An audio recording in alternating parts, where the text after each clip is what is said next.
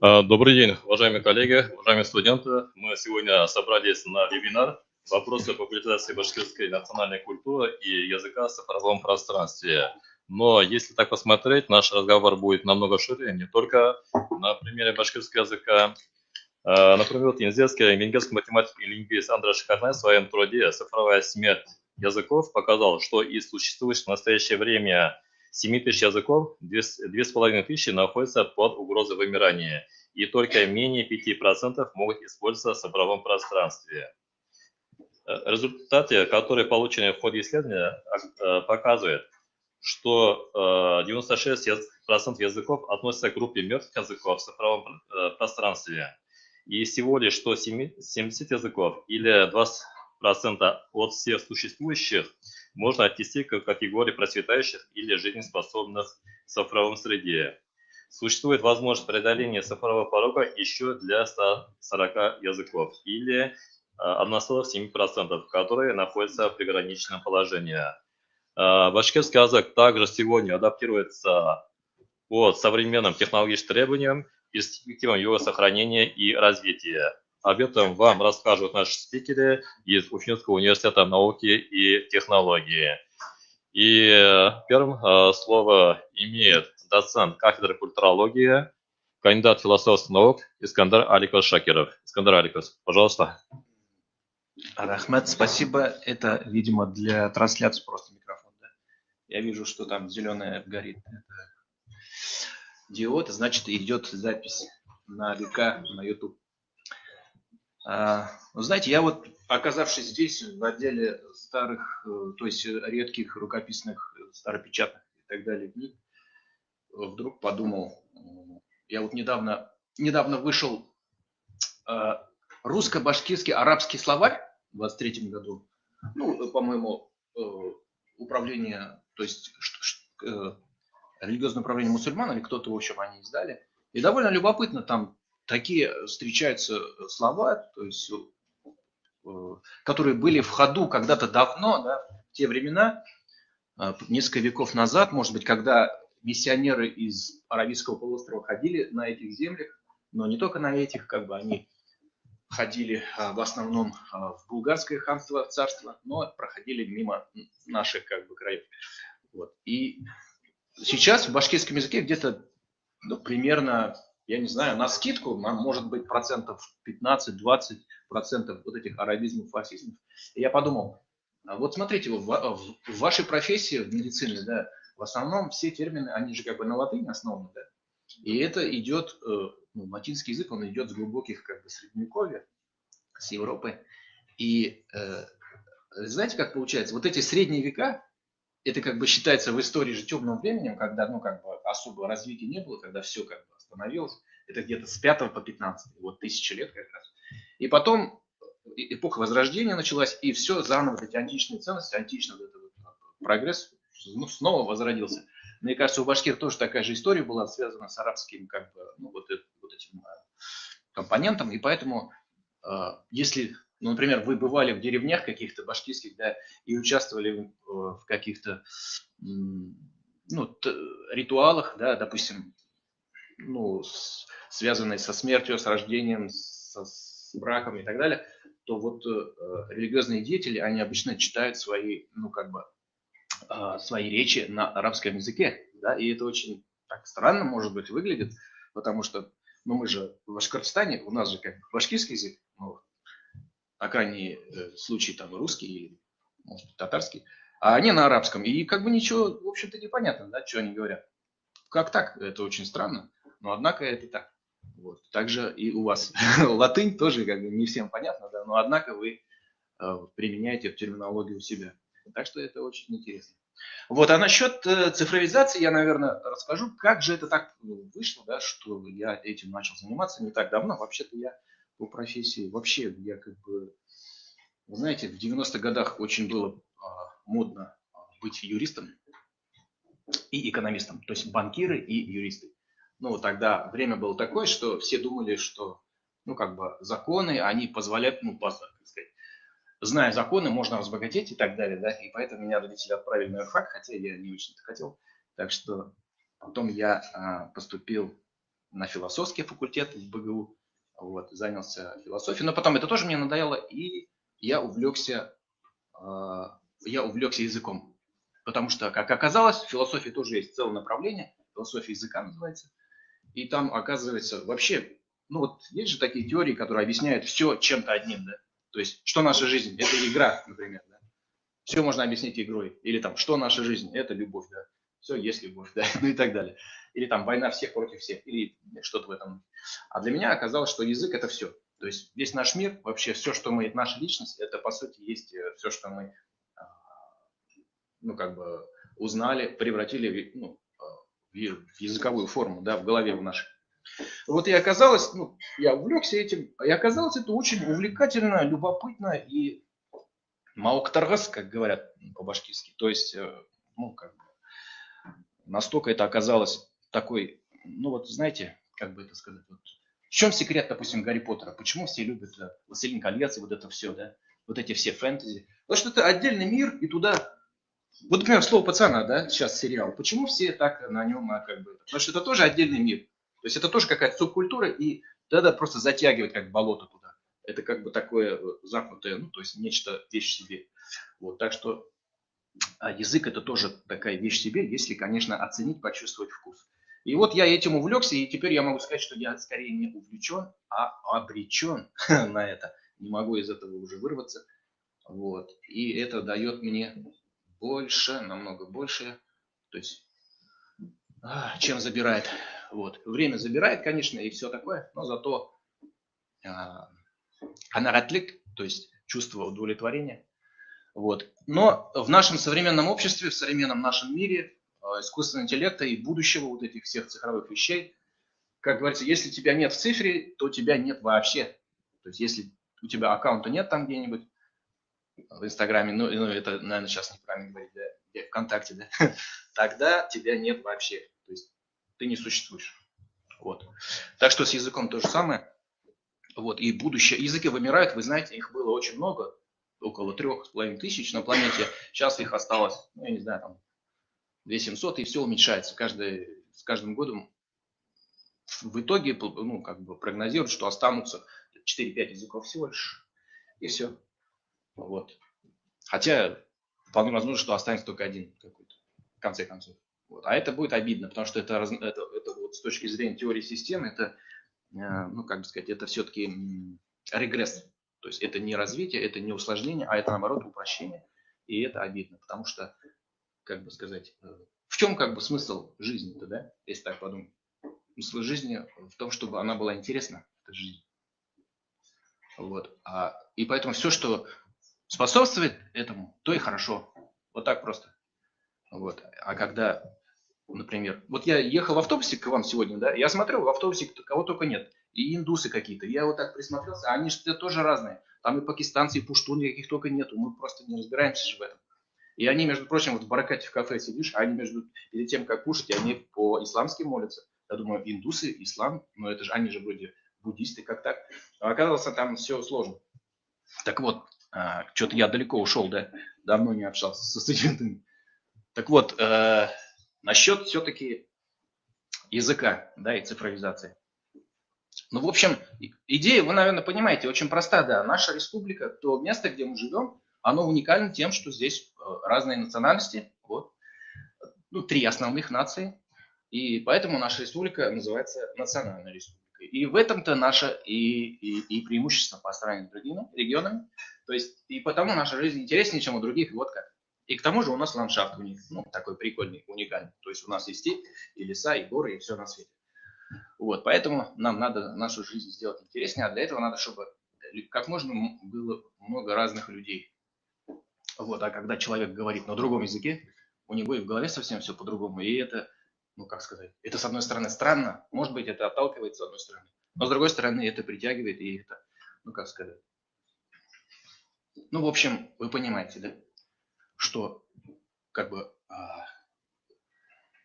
ну как бы, основная масса башкирского населения, да, она, в общем, проживает на данный момент, ну как бы не в городах, как вы знаете, да, а распределена по всей территории Башкортостана, в небольших деревнях, может быть, и так далее.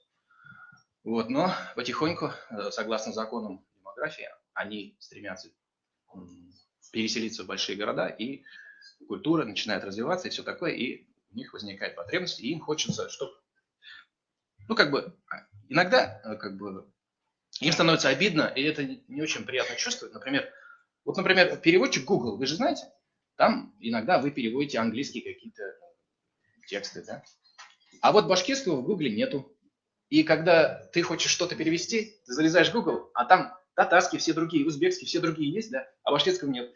И такое странное какое-то чувство, знаете, возникает внутри, какое-то такое неприятное немножко. То есть какое-то, не досада, а какое-то такое глубокое сожаление, знаете, вот, и грусть. Не тоска, конечно, но грусть. Вот. Поэтому надо, чтобы все были довольны, чтобы все были рады, чтобы никто не расстраивался. Вот, и поэтому мы стараемся. И, значит, что бы такое интересное рассказать? В общем, с чего мы начали? Начали, естественно, с поиском слов, словаря, да. Но словарь это все просто, здесь ничего интересного. Потом мы поняли, что надо переводить не слова, а тексты. Вот, то есть, чтобы это делала машина, чтобы это делал компьютер. И мы этим занялись. Нейросети и все такое. Где-то лет 5 мы этим занимались. И тут до нас дошло. Нафиг тексты. Надо, чтобы искусственный интеллект вообще с нами разговаривал и прочее. Чтобы он все делал. И мы начали делать искусственный интеллект на башкирском языке. Вот. Но фишка в том, что вот эти все корпорации огромные, которые занимаются сейчас, да, вот эти вот типа OpenAI, да, там Microsoft, вот эти DeepMind, вот эти все компании крупные, они все на Западе, на английском языке все работают модели, поэтому, а наш башкирский, он является малоресурсным, вообще к германской группе не относится, да, и, в общем, такой стандартный путь туда, это через какой-то мировой язык уже в английскую, то есть в эту англосаксонскую языковую семью. То есть русский язык это где-то, по-моему, 7-е место в мире по размеру занимает. То есть это один из самых крупных языков на планете, русский язык. Поэтому мы через него попадаем в этот англоязычный мир. И наша идея, знаете как, давайте я лучше вам покажу, чем много болтать. Какая мечта? Все должна быть мечта, да? Вот смотрите, я вам показываю свой телефон. Вот, например, просто Яндекс приложение. У него есть среди прочих сервисов, тут у него такси всякое такое, да, и есть читалка, такой сервис. И вот, это как может быть, вы кто-то слышал, Bookmate. Там, где книжки можно слушать, да, и листать. Вот. И это то же самое, просто я хочу продемонстрировать. И вот, тоже книжка, как книжка, да, можно листать и так далее. Но фишка в том, что здесь есть такая функция, как прослушка. То есть ты когда едешь в маршрутке, просто наушники одел, и давайте я попробую включить вам. Погромче сделаю. Фарцовщиков, хайлофистов, камевояжеров, маклеров. Скорость можно поменьше сделать. Потребителей. Фарцовщиков, хайлофистов, камевояжеров, маклеров, торговых работников и т.п. Но в массовом сознании ценности консюмеризма. Можно женский голос? Да, женский. А разного рода энергичные люди с озабоченностью заглядывали в Уголовный кодекс и не выставляли. Прикольно, да? И так можно любую книжку, какую угодно, слушать. И таким образом поумнеть за полгода так, что мама не горюй, да? Вот. И вот мы хотим то же самое на башкирском сделать. Понимаете? Потому что основная проблема в том, что башкирский, когда говоришь башкирский, все начинают морщиться. Башкирский, чё? Это, сейчас искать эти слова, да, никто ничего не знает, это как-то все скучно и долго и муторно. А идея в том, чтобы сделать все это, чтобы все легко и просто и весело было. Вот. И тогда, обычно же как бывает, если ты уже, втянулся, тебе все больше начинает нравиться, и ты уже с удовольствием это делаешь. Вот. И в общем, вы поняли идею. Так что как-то так, может быть, я потом еще добавлю, да, если надо будет, если будут вопросы. А так, в принципе, можно долго говорить, если будут вопросы. Вот. Ну и, наверное, я скажу про наш проект немножко, да, последний. Ну, не только, да. В общем, то есть вот в этой библиотеке, да, эта библиотека является самой крупной в нашей республике, вы знаете, самой большой. Вот. И вот напротив там есть дверь, и это отдел называется башкирской литературы. Вот. Вы туда можете без проблем в любой момент зайти и походить там.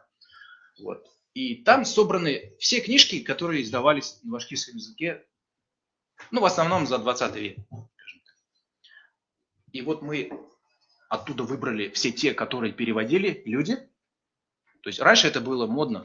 Советские книги переводили, потому что в советское время, как сказать, это было принято. И вот на основе вот этих всех человеческих переводов, например, Мустай Каримов, кто переводил? Вы знаете все его произведения? Это его сын Игис Каримов переводил. Вот. А, например, все романы Бертекляпи Яйла Алтын, Янабай Хаматов, да?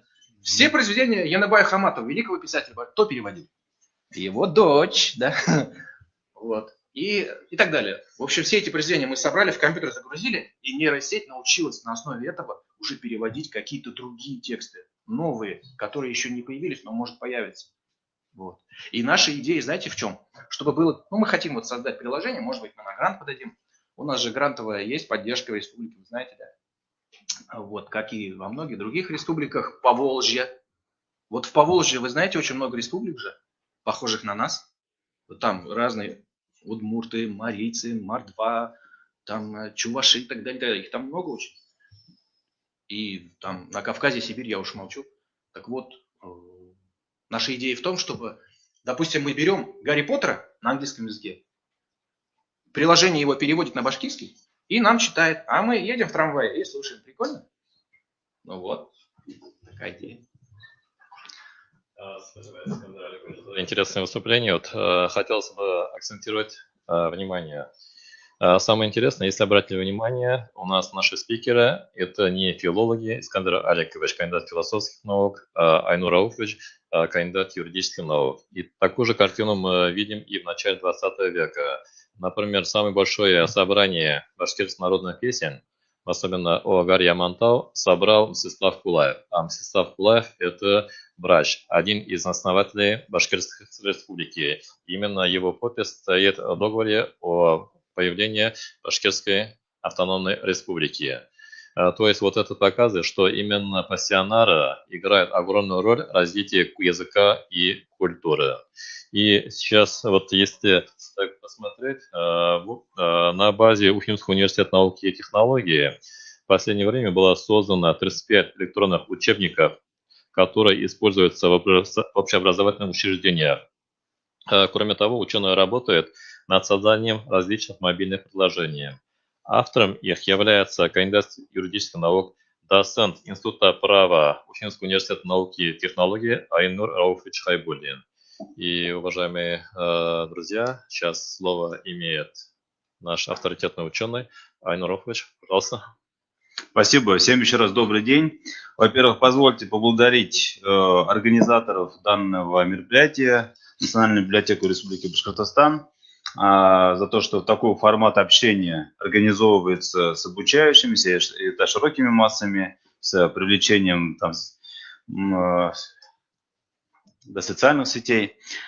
И сегодня мы действительно констатируем на основе исследований экспертов, экспертных организаций, иных профильных специалистов о том, что применение электронных средств обучения, в том числе дистанционные электронные образовательные технологии, электронное обучение, мобильные образовательные технологии, иные средства и формы, они наиболее лучше и благостно оказывают влияние на обучающихся с точки зрения освояемости материала. И в этом русле на базе Уфимского университета науки и технологий, я уже только являюсь одним из соавторов и соразработчиков данных систем, которые буду в презентации дальше показывать, мы последние 10 лет ведем работу, чтобы ввести новые разработки по изучению и популяризации башкирского языка с применением современных технологий. Акценты же последние, безусловно, это на смартфоны. Это мобильные гаджеты на разных операционных системах. Почему? Потому что все сегодня на телефонах. Это удобство, это адаптивность, это скорость, это доступность. Все проекты, которые я буду сегодня говорить, они являются бесплатными, общедоступными и опубликованы на соответствующих маркетах и по QR-коду по презентации доступны для скачивания. Позвольте вот следующий слайд. Группой ученых, специалистов, филологов, IT-специалистов мы разработали более 10 мобильных приложений. Это только за последние 3 года. Я не говорю период раньше. Помимо мобильных приложений, у нас 35 электронных форм учебников включены в федеральный перечень Минпросвещения России, которые допустимы и используются в общеобразовательных организациях Республики Башкортостан, а также в других регионах Российской Федерации, где изучается башкирский язык. Электронная форма учебников, вы уже школу закончили, но, может быть, помните, да? Это обязательная форма преподнесения учебников. Есть бумажная версия, и должны быть подобные версии только в электронном формате с интерактивными мультимедийными средствами в виде электронных форм учебников. Значит, сегодняшний день у нас действует 35 электронных форм учебников по башкирскому языку. Они также доступны на всех платформах, и по QR-коду будет он дальше на презентации, их можно будет использовать. Они также являются билингвальными, то есть на русском и на башкирском языках эти учебники функционируют. Дальше.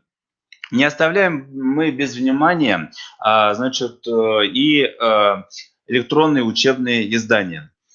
Чем отличаются электронные учебные издания от мобильных приложений? Дело в том, что электронные учебные издания – это категория, которая нам дает ГОСТ по информационным технологиям, и у него есть так называемые государственные требования, в том числе требования по адаптивности для лиц с особыми образовательными потребностями. Кого мы называем лица с особыми образовательными потребностями? Это лица, у которых есть нарушение зрения, слуха, да, и так и далее. Вот. Но при этом это лица с особыми образовательными потребностями, мы должны обеспечивать их условия. Вы наверняка слышали, что будущий год планируется в Республике Башкортостан назвать годом для обеспечения условий лиц с ограниченными возможностями здоровья.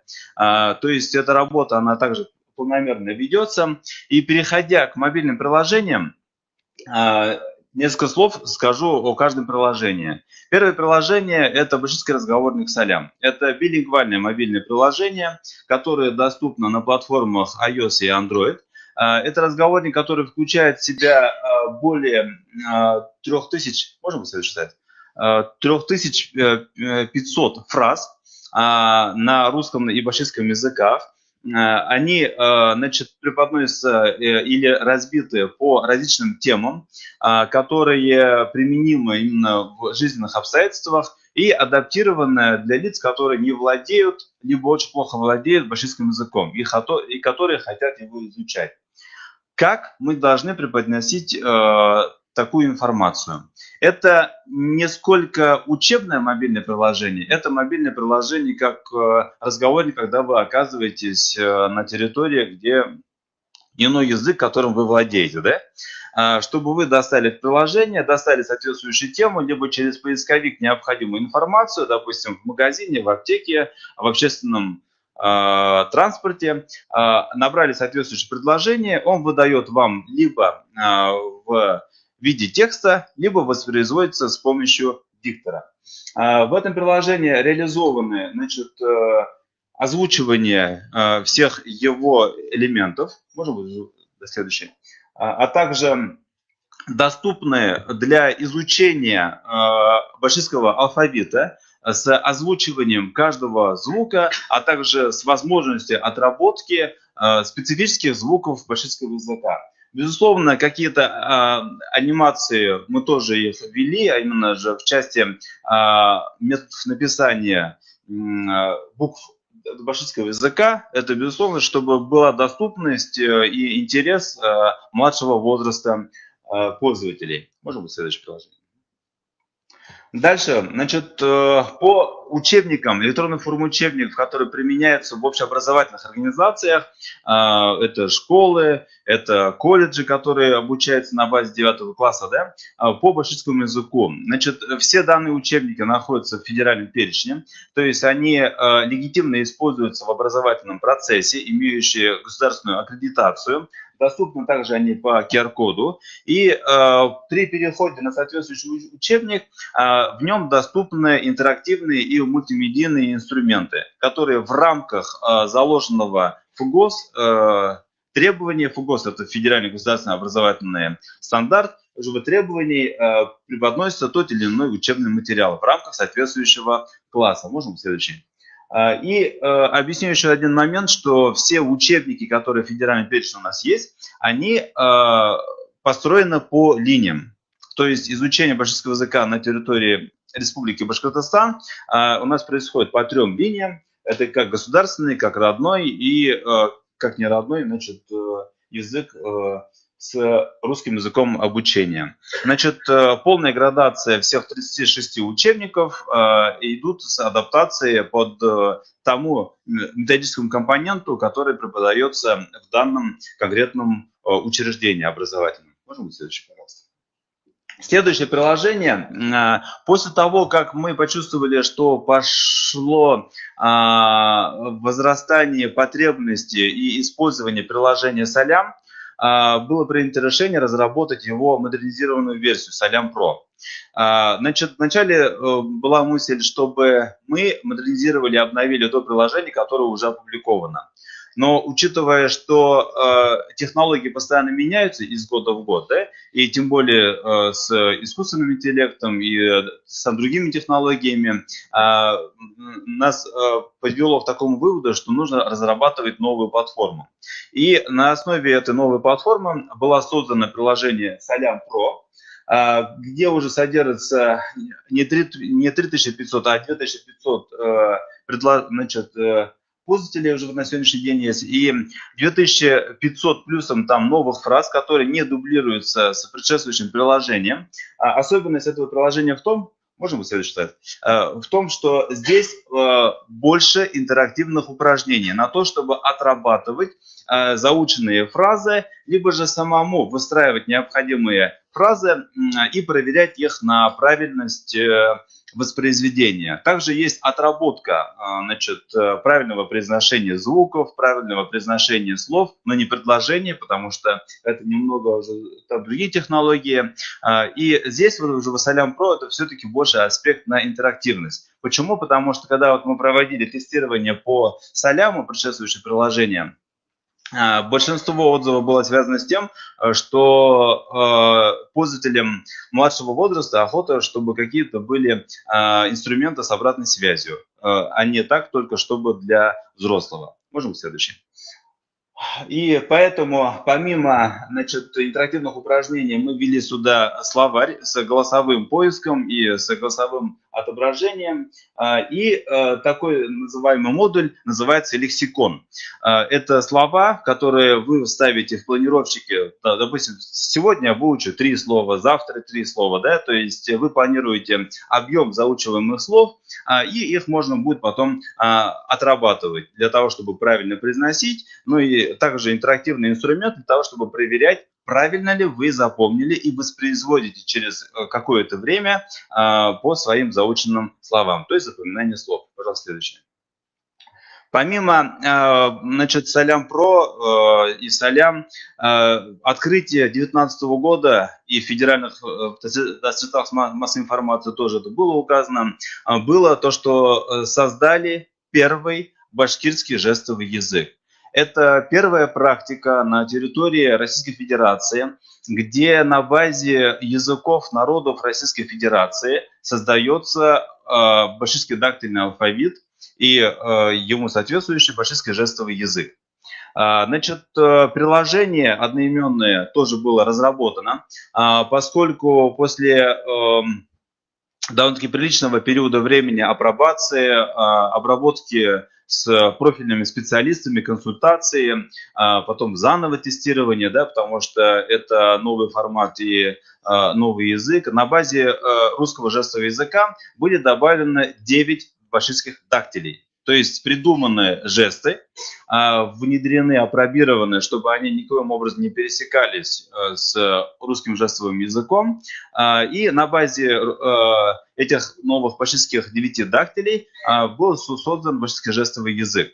То есть словообразование, законы, все то же самое. Единственное отличие то, что добавляются эти вот 9 башкирских дактилей, что нам позволило создать полноценный башкирский жестовый разговорник, тоже разбитый по темам: учеба, политика, экономика, деньги и так и далее.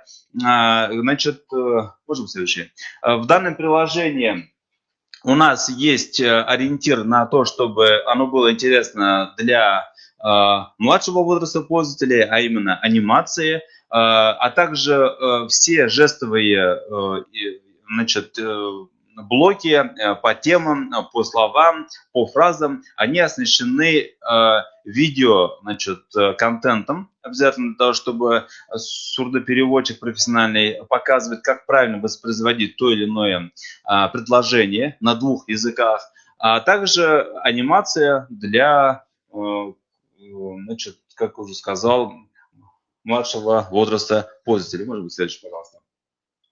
Дальше. Для того, чтобы отрабатывать каждый башкирский дактиль, мы туда ввели интерактивные инструменты, для того, чтобы пользователь, во-первых, посмотрел, выучил, запомнил и отрабатывал навыки правильного отображения того или иного жеста. На сегодняшний день приложение «Башкирский жестовый язык» у нас совокупность скачиваний по 2 платформам более 2000, имея в виду, что у него специфическая аудитория. И надо отметить, с 2019 года отдельные передачи по республиканскому каналу БСТ идет сопровождение сурдопереводчика на башкирском жестовом языке. То есть это основа была положена вот на данном этапе, когда был разработан башкирские дактили и этот разговорник. Пожалуйста, дальше. Помимо разработки доступности башкирского языка для отдельных категорий граждан, значит, создали мобильное приложение «Самоучитель башкирского языка», элементарный уровень. Но все вы знаете, да, что языки у нас изучаются по уровням: вот начальный, да, средний, продвинутый. Значит, мы пошли по этой же градации, которая принята в международной сертификации языка, с определенными его требованиями значит, по знанию пользователям его исходных данных и требованиям для освоения материала. Так вот, самоучитель башкирского языка, элементарный уровень, это первая платформа, которая появилась в информационном пространстве, которая вобрала в себе все инструменты для того, чтобы легко и адаптивно преподнести учебную информацию. И таким образом, чтобы она была не с точки зрения, где только грамматика, да, передается пользователю, а чтобы базовые вещи, как лексикон, базовые вещи по порядку построения предложений, по порядку произношения тех или иных фонем отрабатывались и показывались. Может быть, следующее. Значит, во-первых, данное приложение, оно адаптивно. При входе в приложение вы настраиваете, значит, тот уровень, который для вас нужен. То есть у элементарного уровня есть еще свои подуровни, да, по доступности. Можем следующий. Значит, после того, как вы настроили, вы уже переходите к главному меню, где разбито данное приложение по блокам. Это фонетика и орфографика, словарный запас, грамматика и словарь. Все данные блоки, они оснащены мультимедийными и интерактивными инструментами. Когда говорю про мультимедийность и интерактивность все-таки, когда выполняет пользователь какое-либо действие в самом приложении, да, а мультимедийность, когда есть звуковое и видеоизображение для того, чтобы включать все значит, методы освоения учебного материала. Дальше, пожалуйста. Так вот, в этом приложении, значит, помимо того, что человек осваивает отдельные грамматические формы, звуковые элементы башкирского языка, есть отработка каждого звука и каждых слов, но уже на элементарном уровне. Приложение построено на билингвальной основе, то есть основной язык приложения – это русский. Компонентный состав башкирский, да, потому что это изучаемый элемент. И при его изучении есть обратная связь от приложения с прогрессом освоения, с правильными и неправильными ответами и планировщиком, то есть какие упражнения были неправильно выполнены, для того, чтобы можно было вернуться и заново отработать. Можем следующий, пожалуйста. Значит, также в приложении, значит, наиболее действенными, которые инструментами считаются филология, в методологии, применены интерактивные методы по выработке элементарных знаний правил башкирского языка, то есть вы научитесь правильно выстраивать предложения, заучивать написание слова, не тяжелых, а только на элементарном уровне. Пожалуйста, следующий слайд. Если вот мы с вами говорили о взрослом, о школьниках, то, безусловно, мы не должны забывать и про дошколят. Да? Это и пользователи, значит, дошкольного возраста и первого класса.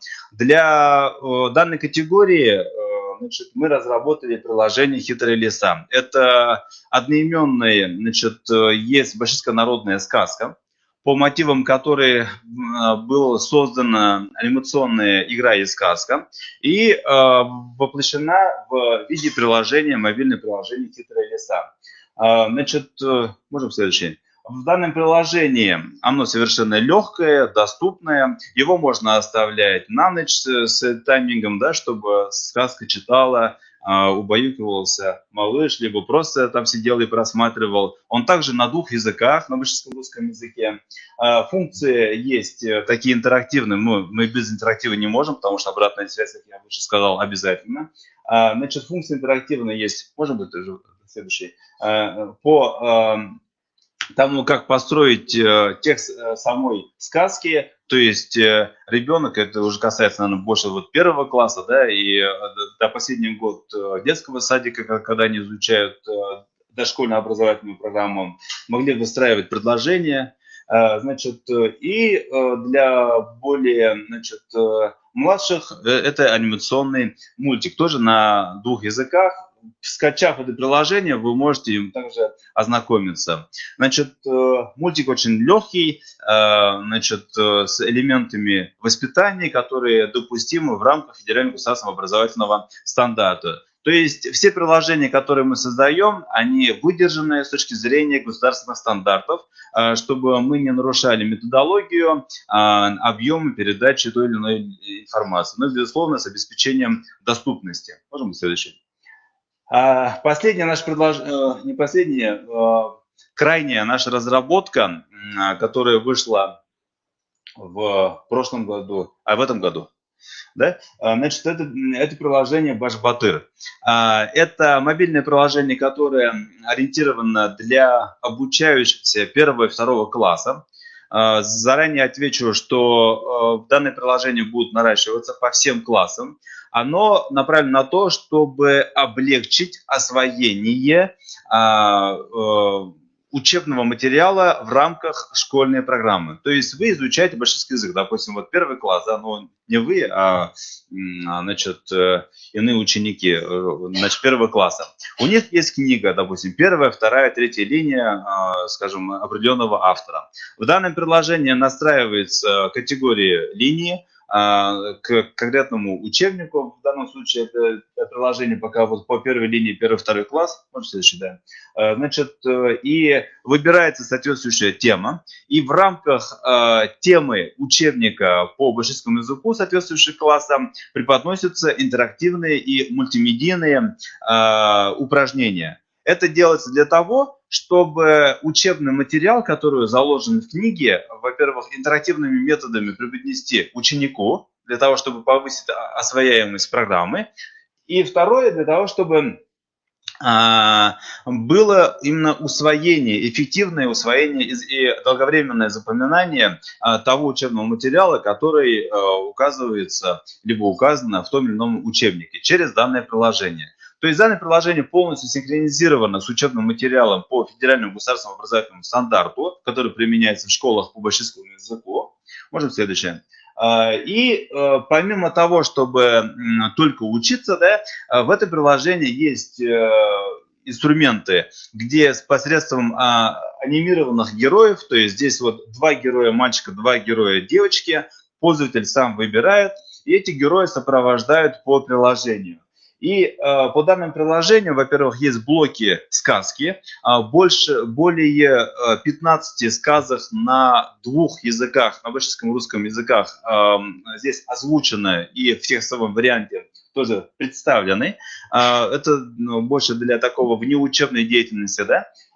И также есть блок уже словарь и рисование, это тоже как интерактивные методы, для того, чтобы можно было отдохнуть и внеурочную там занятие провести. Можем следующий. А также анимационная игра. По прохождению мобильного приложения, а именно же его основных блоков, допустим, вот 1 класс, либо 2 класс, пользователь должен пройти анимированную игру, которую назвали его первую часть, это Хамур Батыр, тоже одноименная башкирская сказка, по ходу которого пользователь внимательно просматривает данную сказку, и между паузами возникают те или иные задания, которые были по темам, которые он изучал. То есть это 1 и 2 класс, да, понятно? Значит, и при выполнении этих тем и упражнений идет дальше игра соответствующая. Значит, это приложение также функционирует у нас на 2 языках. Есть перевод интерфейса на русский язык для обеспечения доступности его. И также доступно оно бесплатно в мобильных маркетах. Можем следующее.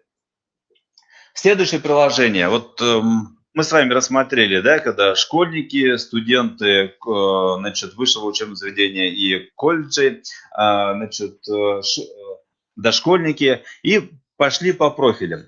Значит, профильные разработки, как показали наше взаимодействие с Башкирским медицинским университетом, тоже необходимо, поскольку врачи уезжают в районы, где преимущественным языком общения является башкирский, да, соответственно, им нужно владеть. Кто-то по программе уезжает туда, не зная башкирский язык. И был запрос от специалистов для того, чтобы было подобное приложение, которое достал, воспроизвел и понял там своего пациента.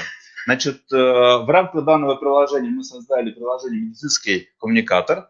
Значит, данное приложение ориентировано на то, что на 3 языках, на русском, башкирском и английском языках преподносятся те блоки диалоги, которые вырабатываются в ходе взаимодействия врача, медицинского персонала и пациентов в лечебном учреждении. То есть это все то, что касается здоровья. Значит, можем следующее? Дальше.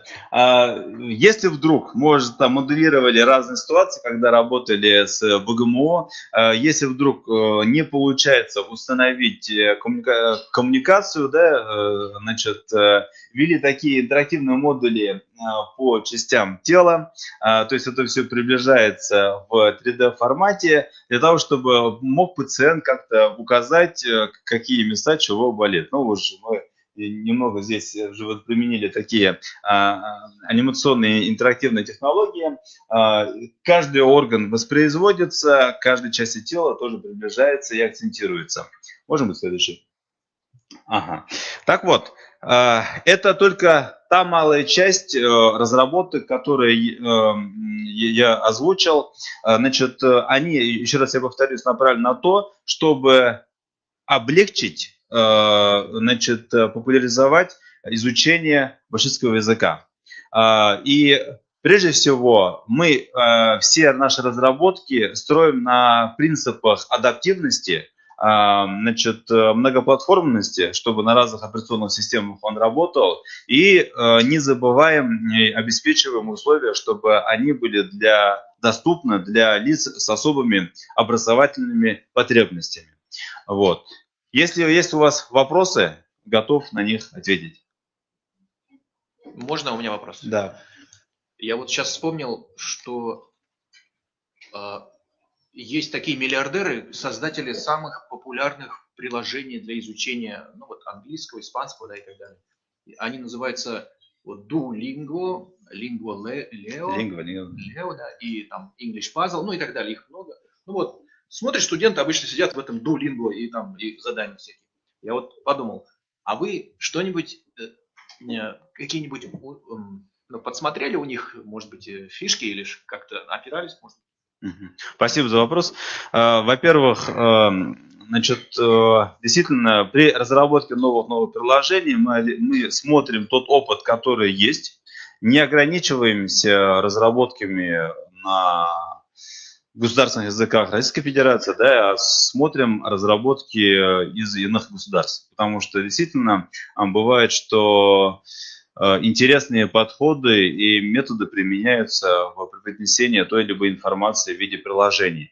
Значит, интерактивные блоки, которые используем у себя при разработке, они, безусловно, как бы синхронные, в большей степени мы и свое придумываем, и чтобы они не были хуже тех, которые есть у приложений, которые вы назвали выше. Безусловно, делаем все то, чтобы наши приложения не отставали по уровню современности и применимости, для того, чтобы была востребованность. И при этом отмечаю, что вышеуказанные приложения все являются бесплатными. Если вы зайдете в подобные приложения, которые такие уже с мировым охватом, да, у них за счет чего идет мировой охват? Ну, во-первых, наверное, востребованность, это продвижение, это SEO, реклама и так и далее. А это все влечет за собой и платный контент, да, который формируется внутри этого приложения. Пока же мы идем на пути того, что создаем какие-то приложения за свой счет, с привлечением грантов, которые очень хорошо поддерживает и Республика Башкортостан, значит, и профильные министерства и ведомства. И также, значит, цель ставим, чтобы разработать такие приложения, которые в будущем будут прямо на уровне конкурировать с мировыми разработками. Это, безусловно, задел, к которому мы идем, мы должны к этому стремиться. И качество, безусловно, оно должно идти с каждым годом к увеличению. Спасибо большое.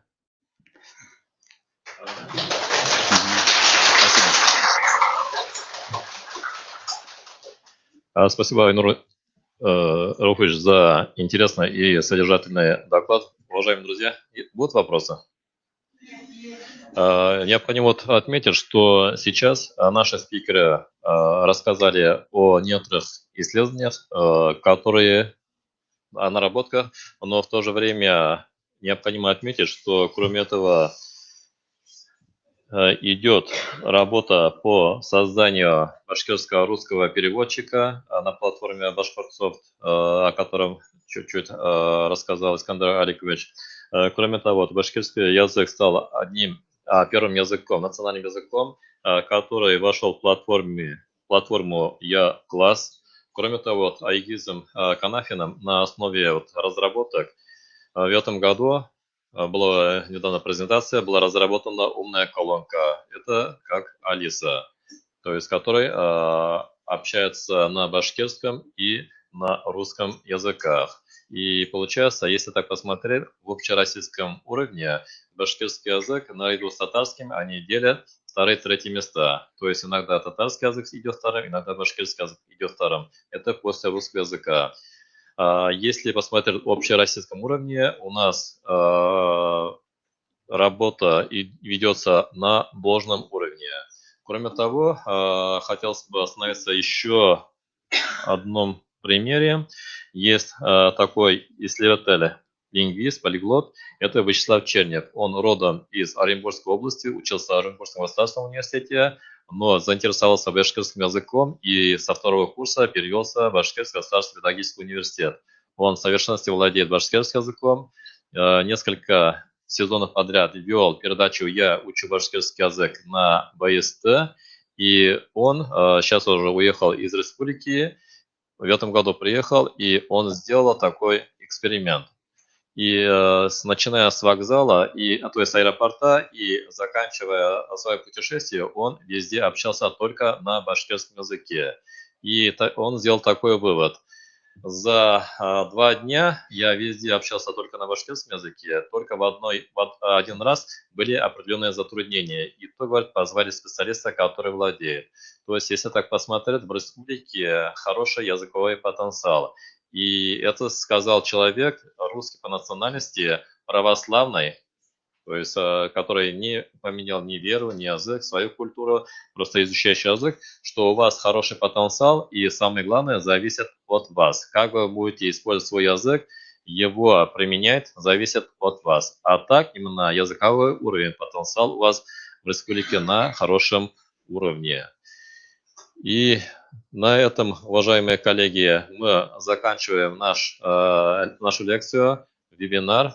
И огромное спасибо нашим спикерам, которые уделили время. Я еще забыл сказать, что Айнур Рауфович не только доцент Института права, кроме того, он является заместителем руководителя управления учебно-методического управления Уфимского университета науки и технологий, то есть человек очень занятой и, несмотря на это, уделяет свое время именно для пропаганды своего родного языка. Огромное спасибо студентам Башкирского медицинского колледжа, которые присутствуют на нашем занятии. Огромная благодарность руководству училища за то, что приняли наше приглашение. И на этом мы завершаем свою работу. До новых встреч. До свидания. Спасибо.